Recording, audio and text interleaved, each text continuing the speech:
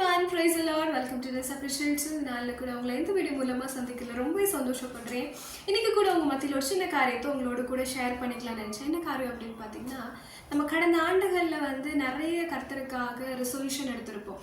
நான் பைபிள் படிப்பேன், நான் ஜெபம் பண்ணுவேன், 1 மணி நேரம் ஜெபம் பண்ணுவேன், இல்லை உங்களுடைய சுவிசேஷத்தை அநேகருக்கு நான் சொல்லிக் கொடுப்பேன், இல்லை நிறைய பேர் உங்களுடைய வழிக்கு நேராக நான் வழி நடத்துவேன் அப்படின்னு சொல்லி நிறைய காரியங்களில் நம்ம தேவனுக்காக ப்ராமிஸ் பண்ணியிருப்போம்.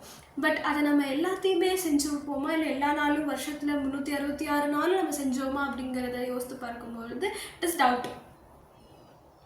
பட் இந்த வருஷமும் தேவனுக்காக நம்ம சில காரியங்களை முடிவெடுத்திருப்போம். ஆனால் நம்ம இருதயத்தில் ஒரு விஷயங்கள் தோணும். போன வருஷமே நிறையா சொன்னால் நான் ஒன்று கூட பண்ணல, இந்த வருஷம் நம்ம என்னத்தை பண்ணிட போகிறோம் அப்படின்னு சொல்லி நமக்குள்ளே மறுபடியும் ஒரு டவுட், ஃபெய்த்லெஸ்ஸான ஒரு விஷயம் நமக்குள்ளே தோண்டி இருக்கும். ஆனாலும் தேவன் கடந்த ஆண்டுகளில் ஒரு நாள் கூட நம்மளை யார் முன்னாடி கையேந்து நிற்க விடலை, நம்ம யார் முன்னாடி விட்டு கொடுக்கல. அவரோட அன்பினால நம்மளை இப்போ வரைக்கும் வழி நடத்தி கொண்டே இருக்கிறார். எஸ், நம்ம சைட்லேருந்து கவுண்ட்லெஸ் மிஸ்டேக்ஸ் இருந்தாலும் but has boundless grace and mercy is still upon us. வேதம் இப்படியாய் சொல்லுகிறது. எசேக்கியேல் தீர்க்கதரிசி 16ஆம் அதிகாரம் 60வது வசனத்துல, ஆகிலும் உன் இளவயதில் உன்னோடே பண்ணின என் உடன்படிக்கையை நான் நினைத்து நித்திய உடன்படிக்கையாக உனக்கு ஏற்படுத்துவேன்.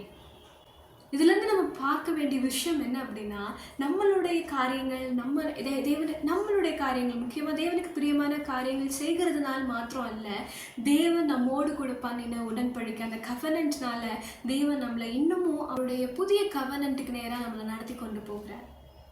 நம்ம நினைக்கலாம், ஐம் ஒர்த்லெஸ், நான் ஆண்டவருக்கு பிரியமில்லாத காரியத்தை செய்கிறேன், இல்லை ஆண்டவருக்கு என் மேலே அன்பு இல்லை அப்படின்னு நம்ம நினைக்கலாம். ஆனாலும் தேவன் நம்மோடு கூட பண்ணின அந்த பழைய உடன்படிக்கையை நினைத்து இன்றைக்கி புதிய உடன்படிக்கையை நித்தியமாய் நமக்காக அதை எஸ்டாப்ளிஷ்மெண்ட் பண்ணுறார்.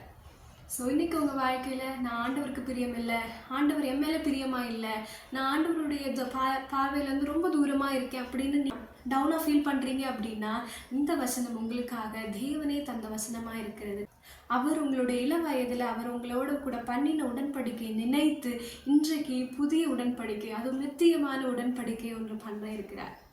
இந்த 2025ல் தேவன் உங்களை உயர்த்த போகிறார். தேவன் உங்களை இன்னும் அவருடைய அன்பில் நிரப்ப போகிறார். அவருடைய நியூ கவர்னன்ட் உங்களை நித்தியமாக வழி நடத்த போகிறது. நீங்கள் எப்படியெல்லாம் தேவனுக்கு பிரியமாக இருக்கணும்னு ஆசைப்படுறீங்களோ அப்படியெல்லாம் தேவன் இந்த ஆண்டில் உங்களை வழி நடத்த போகிறார். அவருடைய கிருபையை அவங்க மேலே பொழிய பண்ண போகிறார்.